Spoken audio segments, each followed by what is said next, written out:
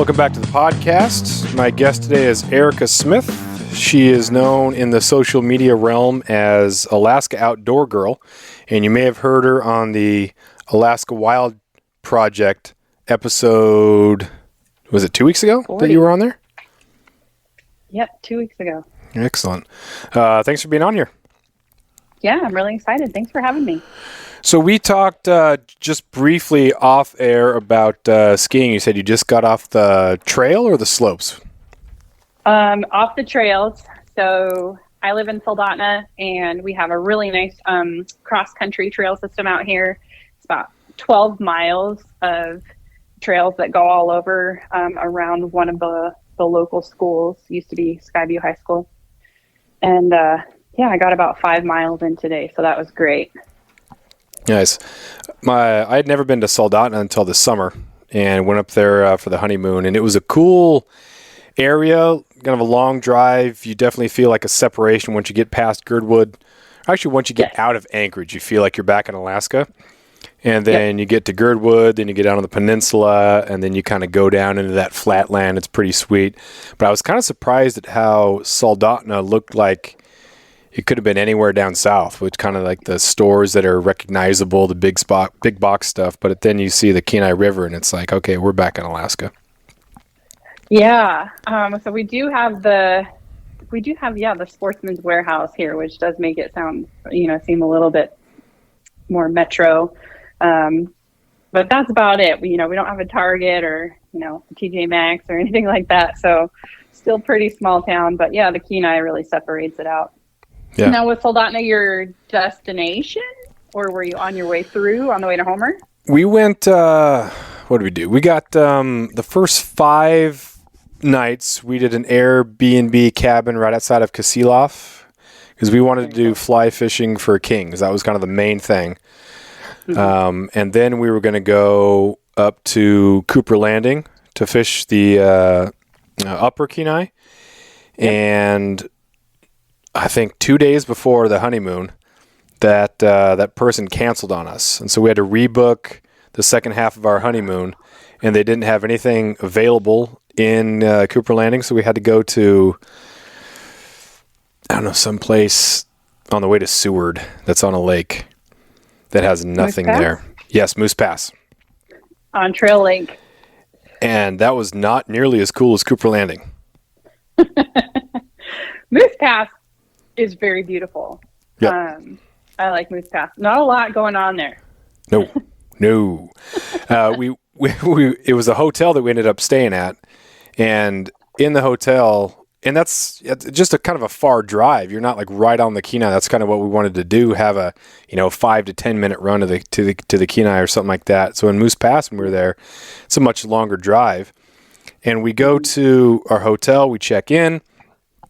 And there's no coffee maker, there's no fridge, and we thought, wow, at least throw a coffee maker. And if there's no coffee maker, there's no fridge. All right, well, we went to the front desk of the hotel, and there's not really a front desk, and then there was no like continental breakfast or anything. I'm sounding like I'm super high maintenance. I live in Ketchikan. I'm not coming in from.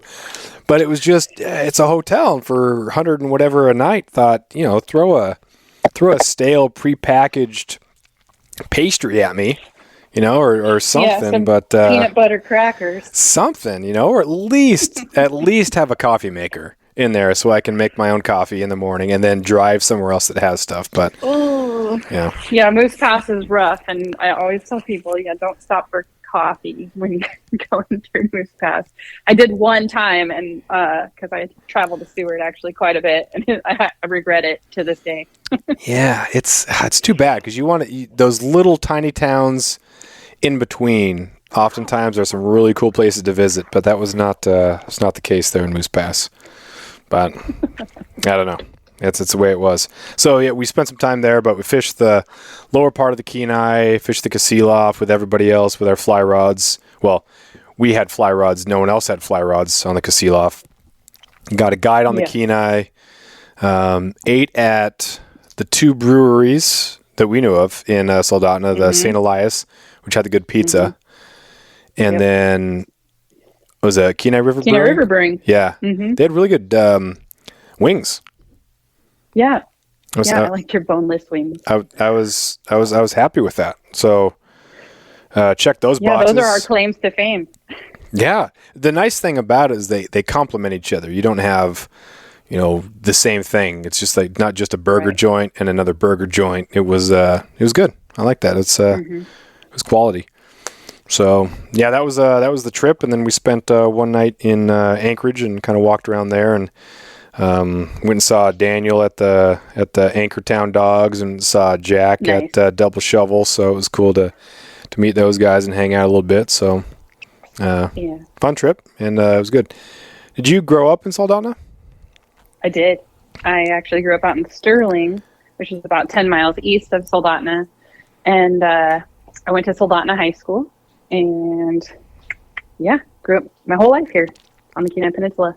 Stars, right? Soldotna Stars, is that right? The So High Stars, yep. So High Stars. That's good. That's good. Did you ever feel a need to leave? Did you ever want to leave? Like, why did you? How did you end up there? I need to leave Soldotna. Soldotna or Alaska or anything? I did. When I was 18 years old, I moved down to Dallas-Fort Worth for 4 years. I went to college down there. And I think at 18, I don't know a smart 18-year-old. No offense to any 18-year-olds that listen to this, but I just wasn't very smart at 18 years old, and I was like, I got to get out of here. Got to get out of this small town. I'm going to go live my life somewhere else, and I did. And I moved down to Dallas-Fort Worth, and I actually like the area. There's a lot of fun stuff to do down there. I'm a big sports fan. I actually worked for the Dallas Mavericks down there, and it was great. But then I moved back in 2008 to Alaska. I graduated high school in 2004, moved back in 2008. And just since then, I've really found my love for the outdoors. And, it's so nice here. The pace in Alaska is just unmatched. It's so relaxing up here, and it's just a perfect place to live away from all of the hustle. And I actually feel like I'm in control and living my life up here intentionally. And even when I go visit cities down south, I feel like I'm losing parts of myself when I'm driving on a freeway, or sitting in traffic, or like stressing out over getting to that fifth lane over on the left because I have to exit in 4 miles. Right. Yeah. So, Yeah, I went to college at University of Arizona in Tucson just to get out. And then my first job out of college was teaching in California. And I knew that I wasn't going to end up there, but another year passes and another year passes. And I didn't really have, Right. I would go home for every summer. Like, as soon as the school year was over, like the next day I was on a plane to go home. And I was up in Klawock, here in Southeast. I was there until the day or two before I had to report back. So I was there the entire summer, and just fishing and outdoors and camping. And then during the year, every weekend I was going up into the mountains in Sierra Nevada. I mean, they're beautiful. There's nowhere in the world like Yosemite. It's just beautiful. Half Dome is unbelievable, but there's so many people. And then, I made the mistake once of heading west out of where I lived down to through San Jose to hike these mountains by the Bay Area.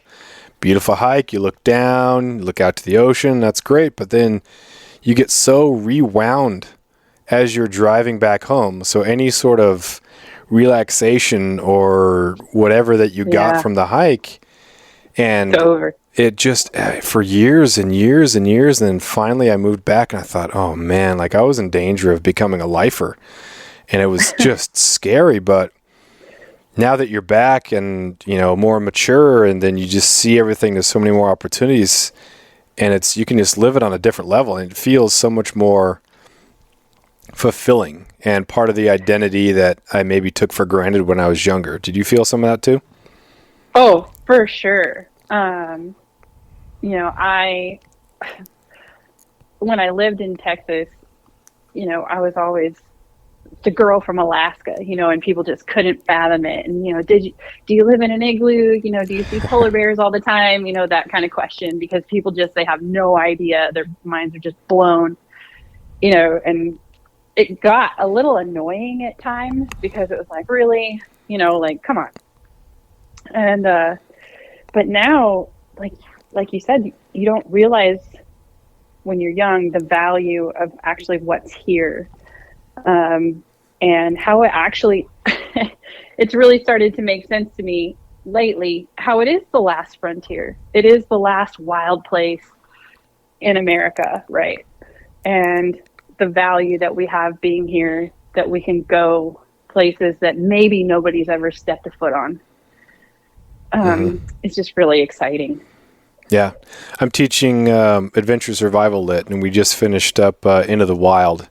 And it's so hard for the kids to understand why Chris McCandless would do what he did and end up in Alaska. Yeah. I'm thinking, it's for people who lived in an urban setting, it's there's nowhere else to go anymore. And so Alaska is the last place if you want to do something that's kind of bold and get to some of that unmatched terrain, in the same way that people went west. And then when there was no more west, they went north, the gold rush and all that sort of stuff. Now there's no other rush. There's no thing to go and pursue and just leave everything behind. It's just it's a vacation, or it's a cruise, or if you're McCandless, you just kind of hitchhike and you're totally unprepared. But right. Humans aren't meant to just hang out in the metaverse, and so it's not surprising that people want to do that, but it's tough for high school kids to understand and realize that there's people that want to do that. Yeah. So adventure, what did you call the class? Adventure Lit? Adventure Survival Lit, yeah. Adventure Survival Lit. So what grade is that? What year is that? Juniors and seniors. Okay. I went to college for my degree is actually in education with secondary education specialization in English, and I was going to be an English teacher. So interesting. Yeah, I got my degree in journalism, so I always said that I was kind of a journalist who happened to teach English. And man, the textbook game was not great. So one of the things I love about Ketchikan is the opportunity to teach those sort of classes. So I teach science fiction lit, adventure survival lit, and just you can connect with the kids so much more. And it's not. Oh yeah. We have folklore and fairy tales and war and remembrance, and the educational experience is so much different when you're not just this pacing guide and this textbook and this. The only option you have as a junior senior is either regular or AP. Like that's not a recipe for kids being really excited about school. No, it's not. That was the recipe when I was in school, was regular or AP. Yeah. And it was Moby Dick and the Scarlet Letter. Oh, yeah. That's rough. That is rough. It was. So very cool. One of the things that when I moved back, that was something that was definitely on my mind, and actually my principal, when I told him, I said, hey, I'm going to move back to Alaska, he said, well, now you're going to have to meet someone online. And I was like, what the heck, man? Like, that was the first thing out of his mouth, rather than like, oh man, it was just, I moved back for family health reasons. My mom had some health issues, so I was moving back to kind of take care of her. But like his first words are, you're gonna have to meet your wife online, because he knew I was going back to an island in Southeast Alaska. And then I was like, maybe, like Chilliwack doesn't have a, extensive dating pool, population of 700, and Ketchikan on a different island has 12,000. But I mean, there was a lot of things I loved to do. So I didn't really worry about that so much.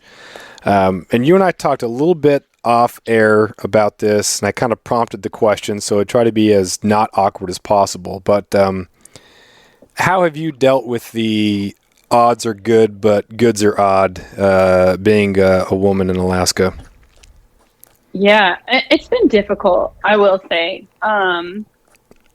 in some instances. So I'm single currently, but I'm open-minded, and I try to stay pretty open-minded and pretty resilient when it comes to dating. I will say, like, personally, my mindset is I'm looking really for just like a partner in life, like an adventure partner, and not everybody wants the same thing. Traditionalism might say like, oh, I want a woman to, be in the kitchen and raising the kids and, all those type of things. And, that's great. And, that could be, some of that could be in my future, but, it's just, it hasn't been, just haven't made that connection yet. And somebody that is kind of running the same pace that I'm running. And I think that could be a little bit overwhelming for some people. But yeah, I'm just trying to stay open-minded about it, be cautious, because I think that relationships are dangerous too. Mm-hmm. And, but I'm cautiously optimistic, and the main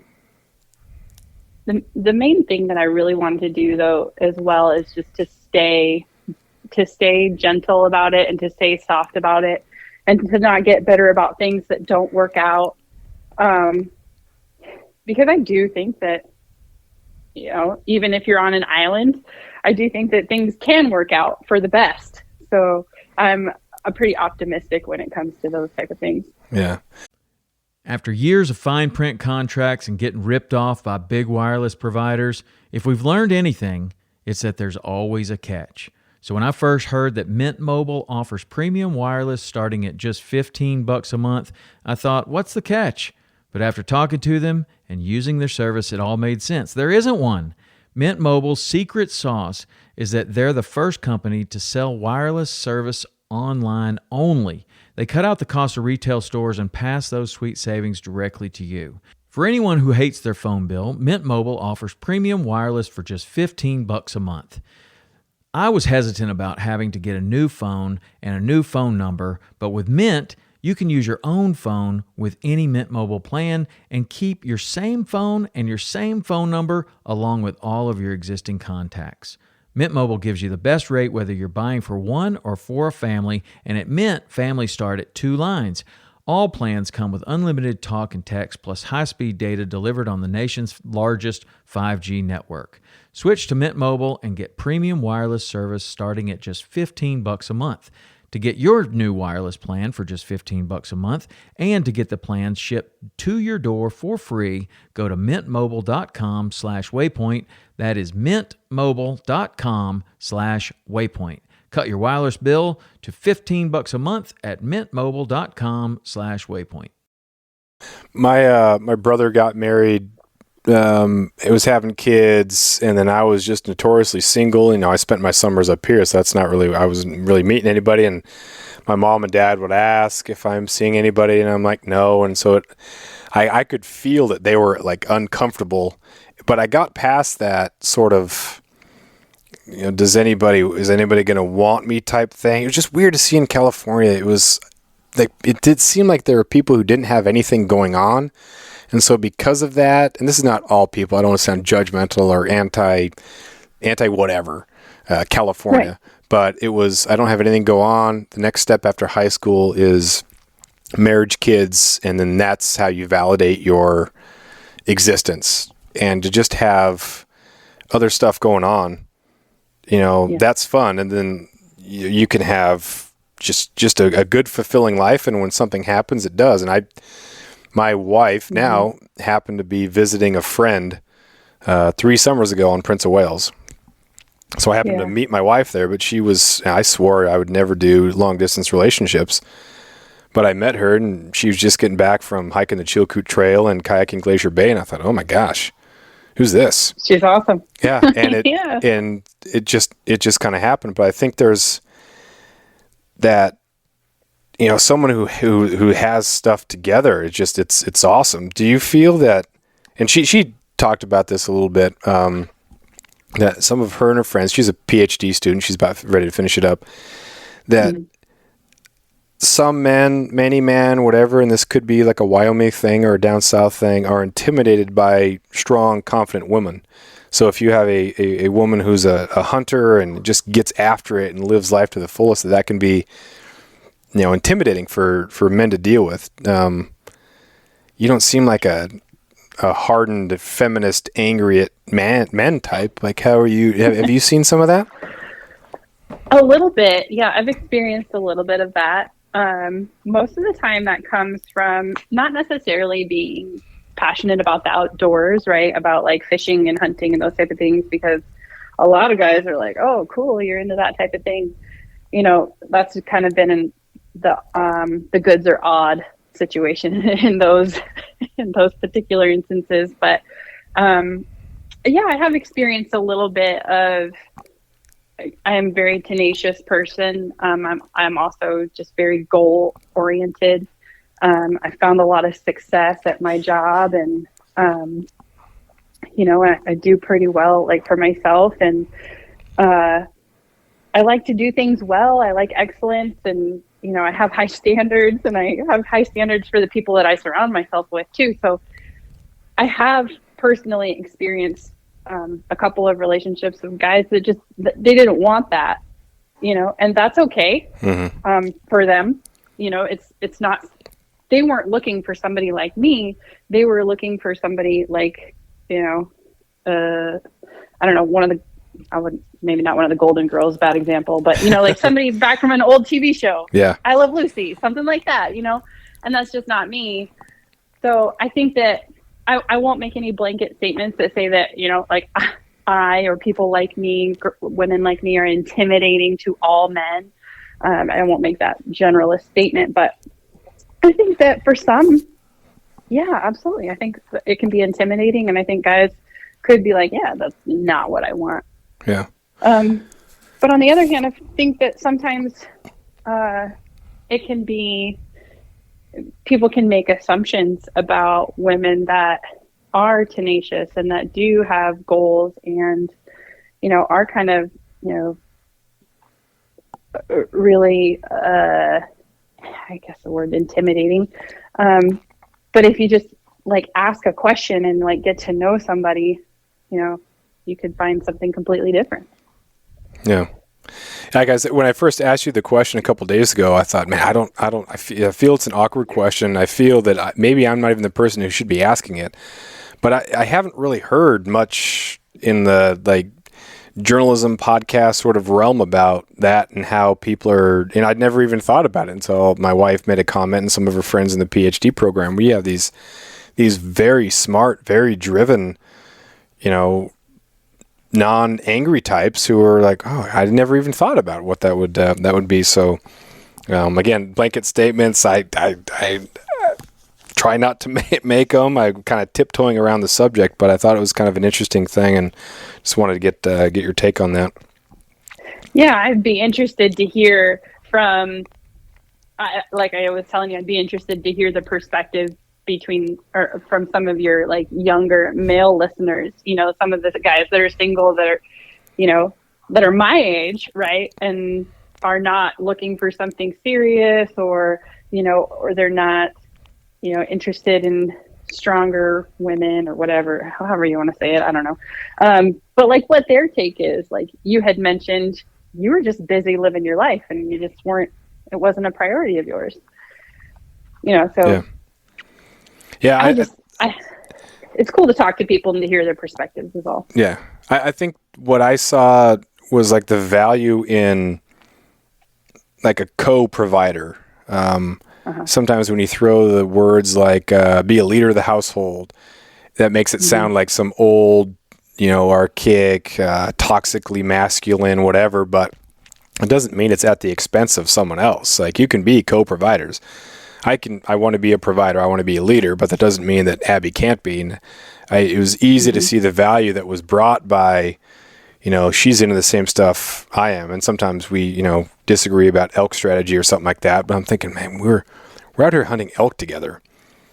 She doesn't want a bugle right now, and I do because I practiced it and I watched YouTube stuff. But like, this is a good problem to have, man. Like this is not a power struggle. So, I think that's a cool thing for me to realize. But it did take a little bit when she shot her first doe. I haven't taken an elk before, and just this, she's such a go-getter. It is kind of, I got to stay on top of my game here because she gets after it. And that's good to have that mutual sort of challenging back and forth rather than like there's the clear, I have to be this in the relationship. It's nice to be able to just have that. But yeah. And you mentioned it, I think it's like the expectations that, we've grown up with, or that society puts on something that says, okay, now here's the next box that you check and here's what this looks like. And, but that's only what the past has said, right? That's what we have to learn from, the past couple hundred years, and which is just a short time. But, the traditional family, women, they're getting into some pretty cool stuff, and they're doing some really awesome things. And I think that we just all have to transition together. When I was a kid, my mom wouldn't have dreamed to go hunting with my dad, like at all. She would have hated it. And it shocks my dad. I go hunting with my dad now. And like, we have snow machines and like we hang out, and he's like, I never knew how cool you were. And so I'm like, it's okay. I'm not offended, but I think that it's just it's a culture shift, and it's a transition for women because, we haven't been really invited to do those things. Mm-hmm. And I kind of mentioned this on the Alaska Wild Project podcast too. Like, it's a little harder for women to get into things like that, to get into the hyper-masculine outdoors. And like, it's not an open invitation. It's, a lot of it is based on tenacity, and some of it's based on luck. Like if somebody just inviting you to go one day and then you getting to go. Mm-hmm. But I just think that it's just a transition. And I think that women in the outdoors right now are kind of at the forefront of that transition for women. Like, you do see, and right, wrong, or indifferent, right? But you see a lot of women being brand ambassadors for hunting companies and stuff now. And it's cool to see the ones that actually get out and do it. Yeah. But, I think that the industry recognizes that women are interested in this, and that there's an opportunity to just be welcoming. Mm-hmm. So do you think that kind of the anti-hunting sentiment that's down south more so than up here, do you think that disproportionately impacts women because it's an opportunity for, family bonds, for individual growth? And do you think that's a hindrance about this positive movement? Yeah, I don't know. I think that in some cases, definitely. I think in some cases, maybe not. It's hard to say. But I think that, if we're just addressing the anti-hunting, sentiment, I just think there's a lack of exposure around the whole thing, and that we have an opportunity to really present it better. We just have to do a better job. Yeah. At presenting what it is and why it is, and not make it look as barbaric, even though it does have definitely a little bit of barbaric traits to it. Like it's a little bit barbaric, but we need to present it in a better way. And I think it's a challenge. It's a challenge that I'm definitely willing to step up to. Mm-hmm. I had a student in California write a self-assessment essay about the thing she loved to do most in her life was to go elk hunting with her dad. And I thought, this is awesome. And almost in the next sentence, she said, and it's very important that her friends don't find out, because her friends were cheerleaders. She was a cheerleader. She kind of fit that type. And I just thought, oh man, like that connection, that father-daughter connection, a present father, doing real things. Like, what is more empowering, for a young girl to become a young woman, that this, you can do this stuff, and then to have it, or have to hide it from her friends because she's ashamed or afraid they're going to judge her because she does something that's deemed weird. It just stuck with me. I saw her as a senior, and she said, because at the school I was at had 1,800 kids, so sometimes once they're out of your class, like, you don't really see them too much. But she said she ended up telling her friends, and there was no big deal. And I thought, perfect, good. That's what I told you when you were a sophomore. I said, if they're really your friends, then it's not going to matter. But Right. like, those connecting points are so great, and having kids up here and talk about how they went hunting, and kids, boys and girls, just share, hey, Mr. Lund, I got a buck over the weekend. Just how excited they are to be able to talk about something that's real that they did over the weekend. It's just such a great part of living here, and then part of their growing up experience. Oh yeah, for sure. We're so lucky that we have that here. Down south they have just like a lot of whitetail. Like, that's the big sport, But here it's so diverse, and it's so cool just to have that heritage and the opportunity to just grow up Alaskan. Yeah. It's so special, and I think that it's a miss that we don't champion that more when the kids are young. Yeah. So transitioning off that a little bit to something maybe easier to talk about, don't have to tiptoe around, or me worried about saying something dumb if I haven't already. I want to talk about skiing a little bit. My wife has a pair of skis, and she's got skins, and we've done some backcountry stuff, but I don't own a pair. What can you tell me about skiing, and what's your favorite time to go? Favorite way to do it? As a recreation, as a whatever, what do you got for skiing? Oh man, I have a lot of stuff about skiing. So I will say that I'm not a gear expert when it comes to skis. I'm the type of person that I get some basics and I wear them until they're worn down to nothing, and I just use them and use them and use them. So I got into cross country skiing 5 or 6 years ago, and I will say this for the rest of my life, that it changed winter in Alaska for me. Cross country skiing is such an easy way to get outside every single day. You don't have to have beautiful trails like Salteshi trails that I have here in Solana. You don't have to have that. You can go on a lake, as long as you don't make me go through all the safety protocols of being on a lake, but you can go skiing around a lake, and it's so easy. And it's so beautiful and fun, and you just get out there and you just glide across the snow, or you can even, I saw somebody going down the sidewalk the other day, and I'm like, oh, don't you know that we have these nice trails here?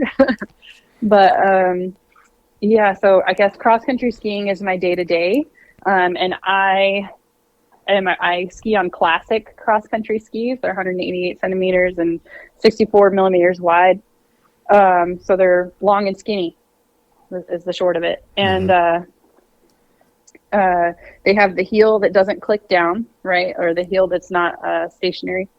So you're basically just like gliding across, and your heel comes up across the snow on both sides.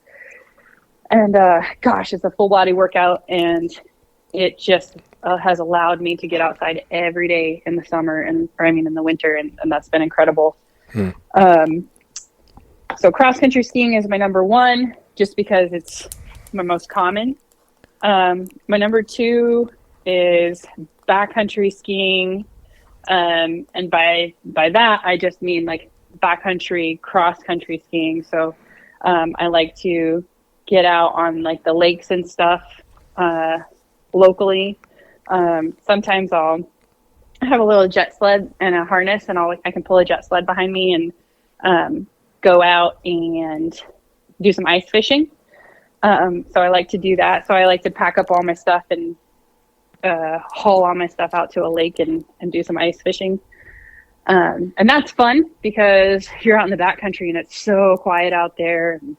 You don't have to do a lot of climbing like alpine backcountry skiing, but it's still just a great way to get out and get some exercise, get some different terrain, and kind of feel like you're somewhere that you're not supposed to be, which is what I love about it the most. Like, I'm on skis, I have a sled with me, I have a bunch of stuff that's not meant to be out here with me, and it's just it feels really adventurous and it's just kind of a rush getting out there and settling in. I have a little ice hut that I take with me. Nice. I'm settling in and just getting it done. So that's fun.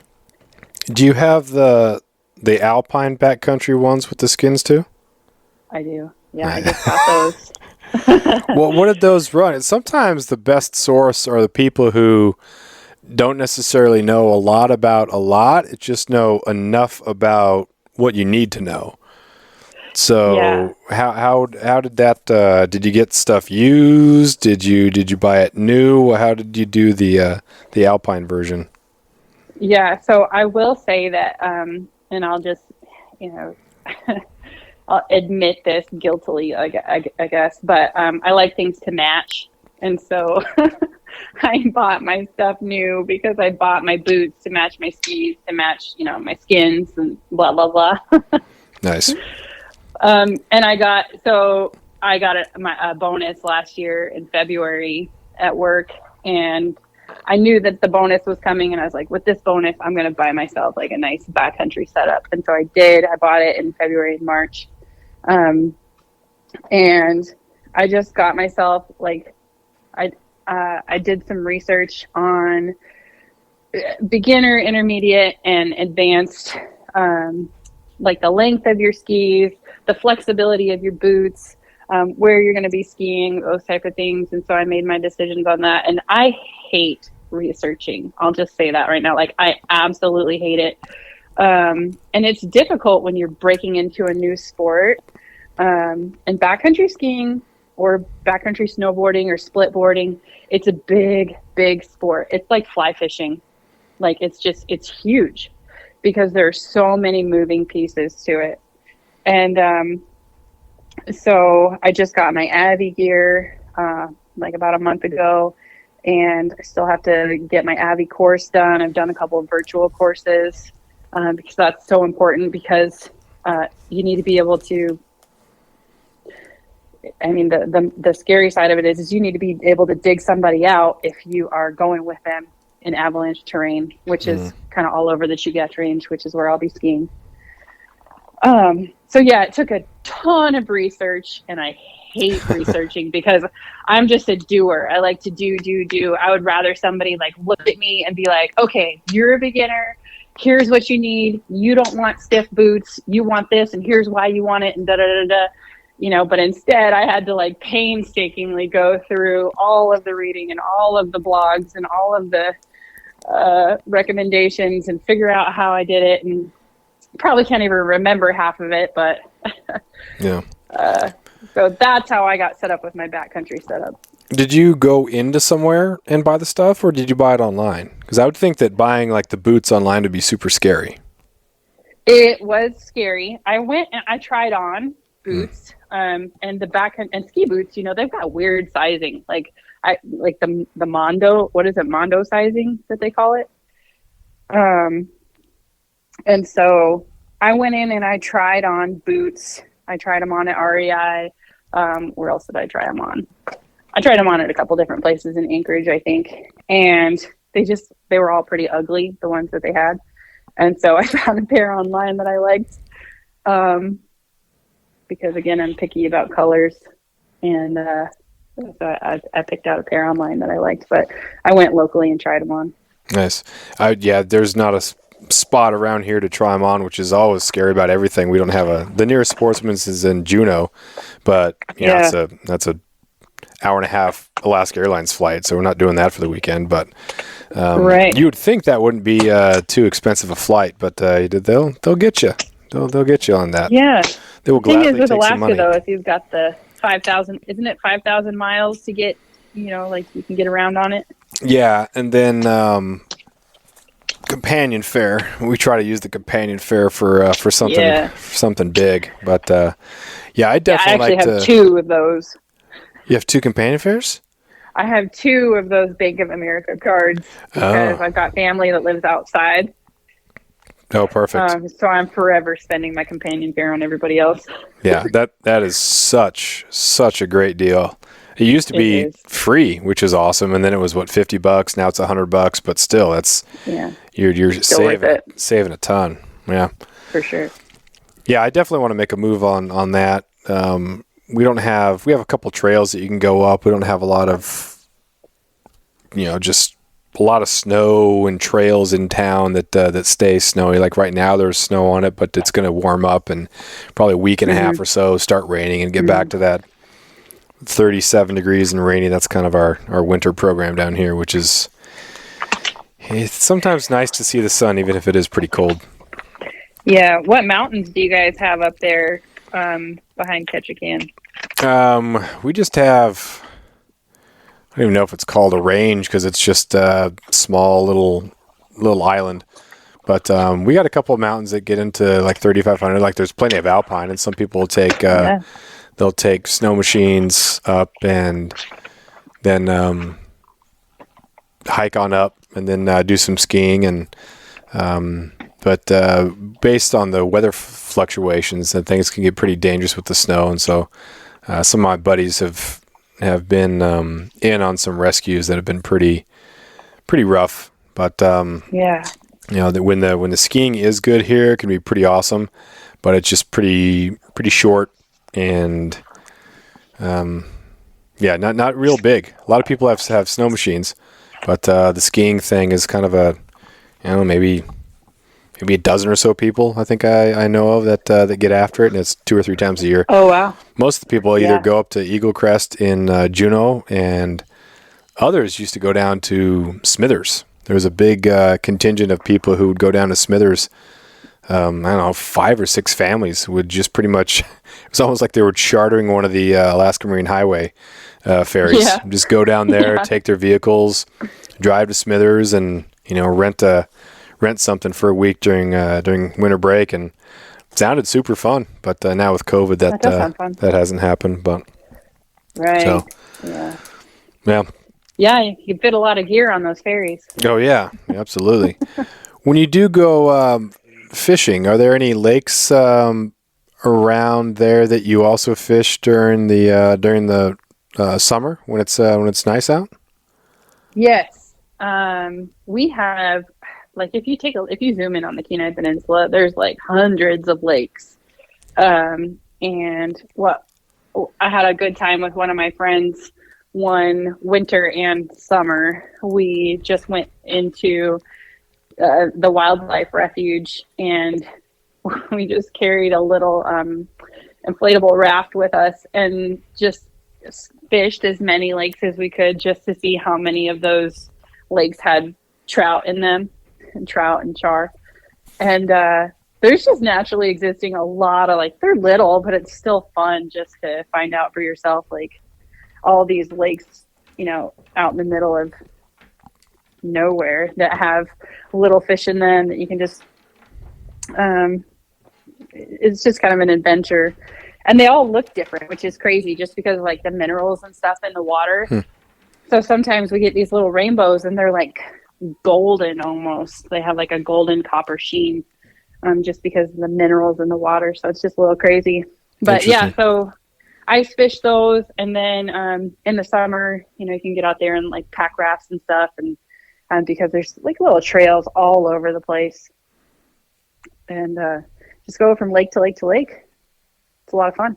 Yeah, that north of whatever road that is, up by, I don't know, east of Nikiski, I think, or somewhere around there. I should probably get my OnX out here. I want to have the computer, but there are tons and tons of lakes everywhere.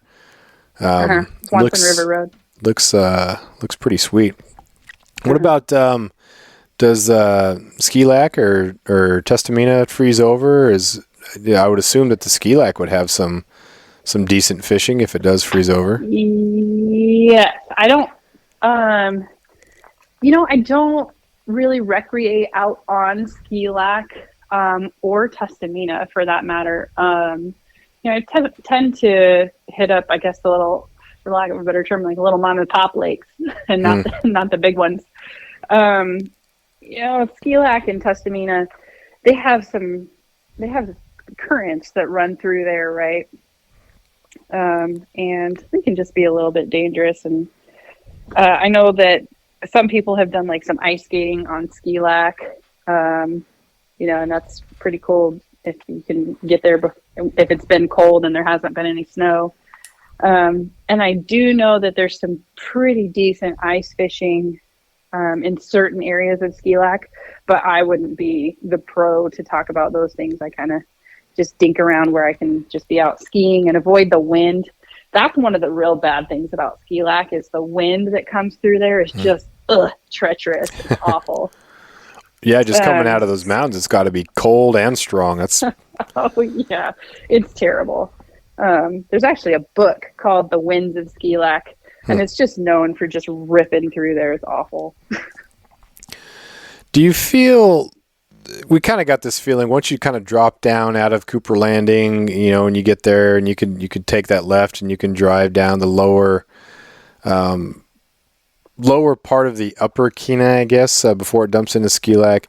But it does seem like there's a lot of area that you can't like really get to when it comes to either because of no roads or because of private land. Does it feel oddly open but still prohibitive with so much opportunity there, but you just can't get everywhere? So I'm trying to think of like where you're talking about. So like when you come down out of the mountains and you're kind of in the flat area there, and you're just out there in the refuge. Yeah, and like there, you can't really drive all the way down. I guess it's probably a good thing, but it didn't look like there was just a trail that went all along the river, so you could fish the whole upper Kenai. You just like wherever there was a pull out and stuff, and so you just feel like the fishing everyone's kind of in the same few spots, or did we just not fish it right? Yeah. So the Kenai, the upper Kenai specifically, there's a trail that kind of runs along the river, like kind of the whole way up there. But there are those little pullouts that are kind of the hot spots for people to go hike in. But it's not uncommon for people to hike like a couple miles once they pull off on those pull-offs, which I've done. And then, you know, if you're going to fish the whole upper, you know, it's typically you're in a drift boat and you're putting it up at the lake, and then you're going all the way down to Jim's, which is right there on Ski Lac Lake Road, the east entrance. But yeah, it does seem, if you don't know your way around, it can definitely seem really restrictive. You know, but you just, once you get out there and you start looking around, there are places to walk and there are places to go, and just being mindful, you know, of where you're stepping and all those things. But it's, I personally don't feel like it's that restrictive. Yeah. I think maybe it was more the perception of being in brown bear country. There was no brown bears on Prince of Wales where I grew up, and there's no brown bear in the Ketchikan area. So just being not used to them. Yeah, it's different. So while I'm willing to get back further walking along the shore, and it seemed like some areas you couldn't really access the water because it was really brushy on the edges, and maybe this could have been because we were there in June. So we're thinking about bears, and then, you know, can you even access the water? Should you even step down off the bank into the water? Is it going to be 5 feet right off the bat? So yeah, you know, that's a really good point, Jeff. Like when I'm fishing the upper Kenai, it's typically in the spring or it's in the fall. I don't fish it a lot in the summer. And I've fished it in the winter as well. And in the winter, it's just, you know, there's no brush and there's no bears, right? So, you know, in the summer, I stay well away from the upper Kenai River. It's crazy. It's just not my jam in the summer. Pretty much nowhere on the Kenai is my jam in the summer. Yeah. Another thing that we loved the experience. We had a good time catching rainbows and dollies, but that was just one of the things that, you know, once you get it dialed in, you kind of figure out where to go. And if we had a raft, that would have been great too. But also, do you feel kind of, I don't know, isolated once you, or do you get snowed in and going through that pass area by Cooper Landing? I mean, it's pretty. You're going up in some elevation. I'm sure that the roads aren't always in great shape. Do you feel kind of cut off from the rest of the world? For sure. Yeah. That might not be a bad thing. And especially when you go through those little stretches where it's like avalanche area, don't stop. Don't stop. You don't have any cell phone service. Keep going. Blow through here. Yeah. But yeah, I carry my inReach with me now. Recently, I got it, I think a year ago, but I carry my inReach with me now all the time because I'm like, why not? With the no cell phone service through there. But in the winter, yeah, it's funny. I was packing up my car the other day because I drive up to Anchorage a lot, and I'm getting ready to drive up to Glen Ellen, and I was getting my emergency kit ready just to put in the back of my car. And I kind of laughed to myself, and I was like, this is just something that I do because I know about that road, but what I'm actually doing is a little bit crazy. And, I've got flares in my emergency kit. I've got a shovel. I've got emergency blankets. I've got hot hand warmers. Sometimes I'll just throw like my little MSR stove in there. If it's visible. But yeah, I have a little action packer that's just got an emergency kit in it just in case, because you don't just do it for yourself either on that road.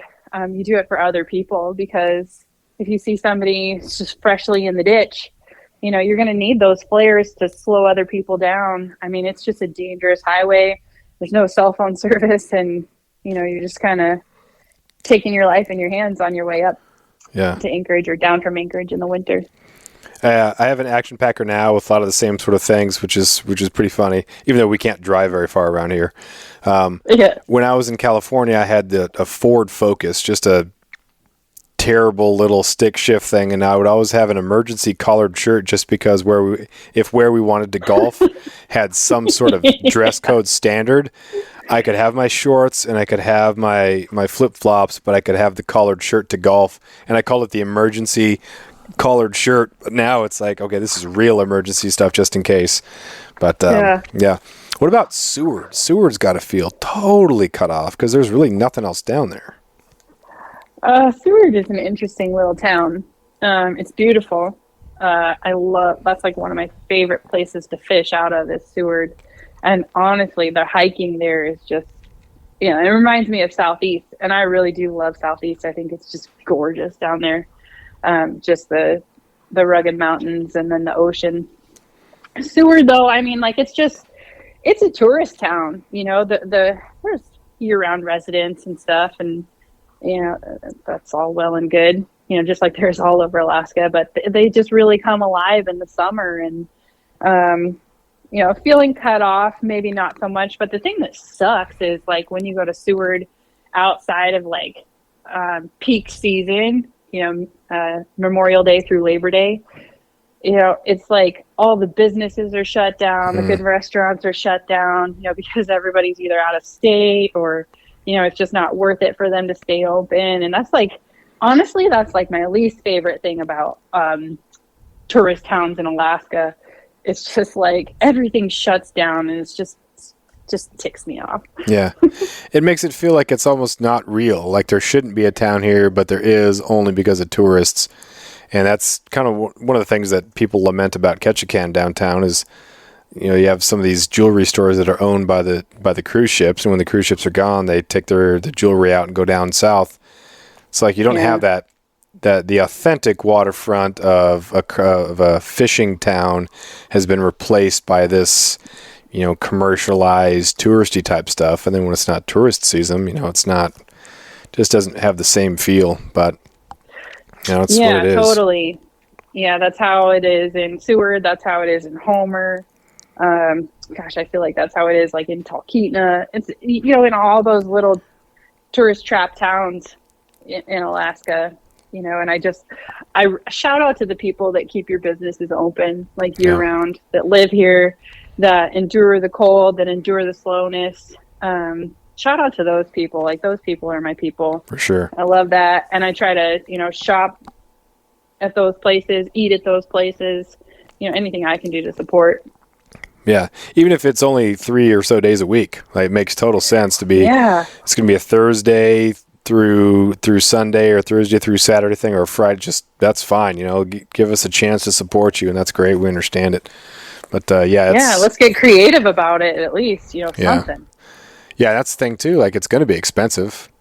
You know, like you kind of Yeah. know it's just expensive to operate a business there. And some of the other places too, like bookstores. We have a bookstore here in Ketchikan that the owner has talked about. People will come in and they'll look at some of the local books, and then they'll go on Amazon and they'll check the Yeah. price and then order it online, and then Yeah. like right in front of the owner. And like, oh, would you like this book? Oh, No, rude. I'll get it on Amazon. Like, oh my gosh, like you might do that. Just pretend that you don't want it. You know, take the name down, pretend, and then leave, and they don't know. But to say yes, I'm going Don't to be make so this. tacky. Yeah, I'm on a cruise in Alaska, and I'm going to save $3 by getting it online rather than buy it from you. It's Yeah. it's gross. Yeah, it is gross. And I will say that when I like back to my backcountry skis, like I was looking at REI and like box stores and stuff like that, you know, up in Anchorage. I wasn't looking at, you know, the smaller businesses. Yeah. Which just for convenience, but you know, if I was, yeah, I go to actually Powder Hound to get my stuff serviced, and you learn as you go along, but yeah, just nothing blatant like that. Oh, that's awful. Yeah. Gross. Yeah. Yeah, you can definitely, it doesn't mean that you have to buy everything local, but, you know, at least once in a while, go out to eat or, you know, give some money, do a little bit to support the local. It's just how we live. And that's part of the reasons why the communities are so strong, is because people look out for each other.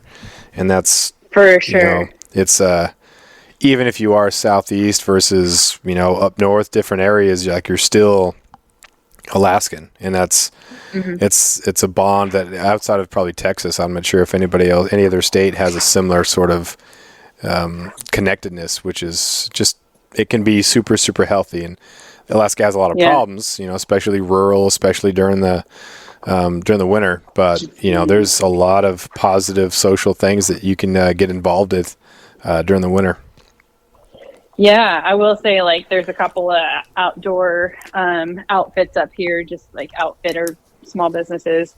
And honestly, like, sometimes their help is so freaking rude. And like, I don't like going into these stores, but I go in because they're ski shops in Soldotna. And I spend my money there because there's ski shops in Soldotna. And, you know, it's funny. So I think that the challenge is for both sides, right? For business owners, like, you know, love your locals, and for locals, love your business owners. Yeah. How do you cope with the winters? I know you've talked about skiing, and it's been a game changer for you. Have you ever had a difficult time kind of dealing with the darkness, with the cold? For sure. Every year. Every year I do. In January specifically, because in December, you know, all the Christmas lights are up. It's so happy. We're Christmas shopping, and you know, there's Christmas music, and everybody's going crazy, you know. And then January happens, and the fireworks are all, you know, the fireworks are all, you know, shut off, and everything is sad, and you know, then it's winter for 3 more months. Yeah. And it's still dark, and December 21st, yeah, we start gaining daylight, but it's like 2 seconds a day. You know, it's not anything that's like noticeable. Yeah. So the number one thing that I make sure and do is exercise. That's just the human body was just designed to function on exercise. It needs it to survive. Our mental stability needs exercise. So getting out for a walk, going out for a ski, you know, there's a lot more ways to do it, but just making sure that you get out even in the dark.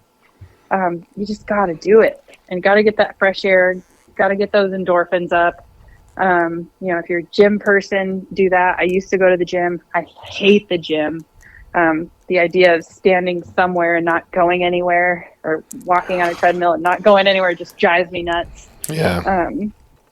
But yeah, getting outside is so important. And then honestly, it makes the winter go by as well. And it's so freaking beautiful out there too. Like when it's snowy or when it's cold and the hoarfrost is, you know, on the trees and it's growing, it's just really nice. And it just gives us an opportunity to go out there and to see what's out there. But the second thing that I will say that has helped me is growing my community. I am a firm believer that we're not meant to be alone. Isolation is a bad thing, even though, kind of the tongue-in-cheek Alaskan dream is to, come up here and live alone and have a cabin and have a dog, but that's not reality, and it's not good for you. We're meant to socialize with people, and we're meant to have conversations, and, we're meant to, I think, this is just my personal belief, but I think that we're meant to have community.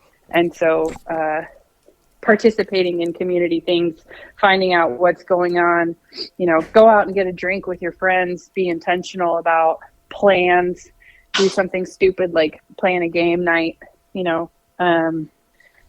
but just being intentional about being around people is the second thing that I've done. So exercise and being around people helps me get through the winters, and I do struggle every winter. Mm-hmm. Do you ever watch the show Alone? I have.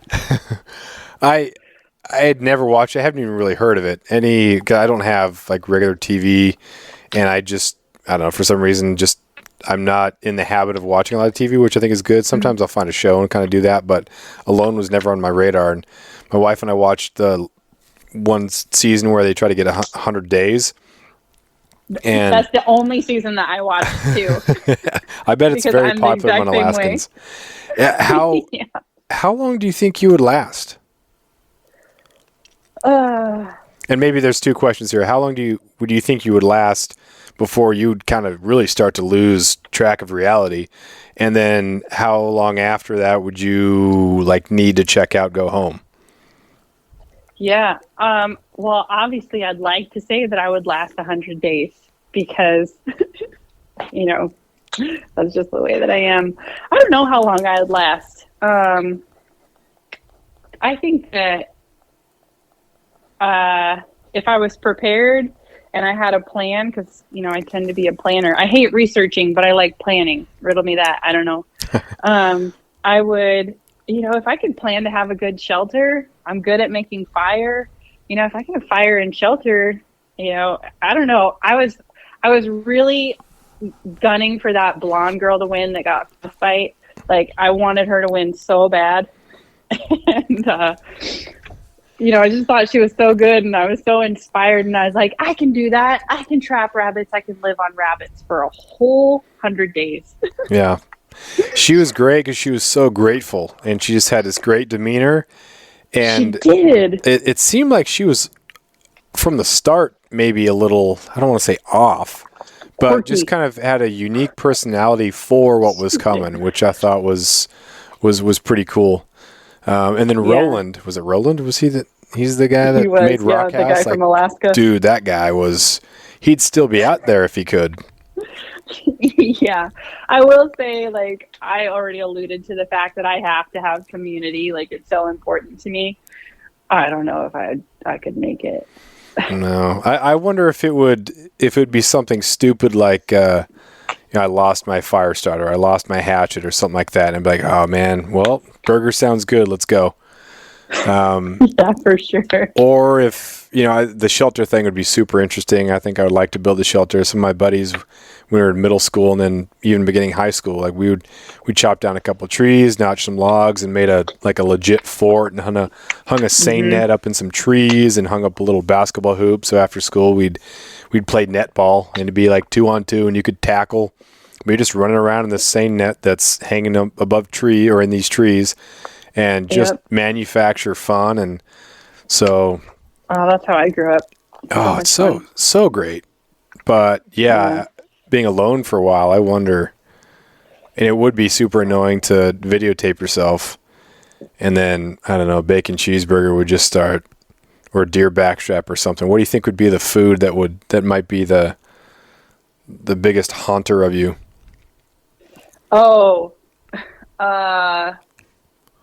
Geez. Probably pizza. I'm a real big pizza fan, or tacos, anything Mexican, honestly. just some good tacos.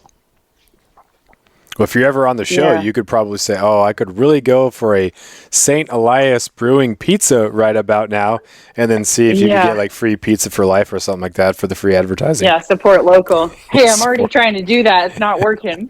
yeah, that's funny. Well, we're about at an hour here, wow. so we'll give you a chance for any sort of parting thought or ideas, or where can people find you, or anything. What do you got? Oh, for sure. Well, people can find me at Alaska Outdoor Girl, all one word, alaskaoutdoorgirl.com. I'm going to be working on some cool stuff with a local tourism outfit and doing some learning some guiding and stuff this summer. So follow along with those adventures. I have a lot of people that message me like where to go, what to do. So I try to get back to as many of those as possible. So if you want to shoot me an email or shoot me a direct message, you can email me at info@alaskaoutdoorgirl.com or just fill in a little form on the website. You know, I'm just trying to show people Alaska and showcase the outdoors and kind of pave the way for women who are wanting to get into the outdoors. And yeah, I'm super fun time talking to you, Jeff. Hope I get to meet you and Abby. It'll be fun. Yeah, hopefully we'll make another trip up there. And Jack and Brandon and Daniel, the guys, they've been talking about moose hunts and things like that. So maybe, I don't think we're going to be invited to like the moose camp, but something up there would be sweet. It's cool to have contacts in a different part of the state. Oh, you guys should try to make it up to the what do you call? They're doing that game meat party or Oh, whatever. I know. Daniel was talking about that, and that would be so fun to go up there. We just bought some, or we're in the process of buying some land. We're going to start building now that prices are going to go up. We planned that super well. But yeah, it's not going to, I know it's not going to work out, but it would be super cool to head up there. But maybe maybe one of these summers, next year. head up there. Yeah. Yeah. So we'll see. Oh, for sure. Yeah. Yeah. Well, all right. Well, Thanks. looking forward to listening to the next podcast too. Cool. Thank you Thanks for for being all on. you're Really doing. appreciate it. And thanks for all you're doing for the state. And I'm looking forward to maybe getting some skis and, adventuring. Yeah, let me know how it goes. Will do. Take care. All right. Thanks, Jeff. Bye. Bye.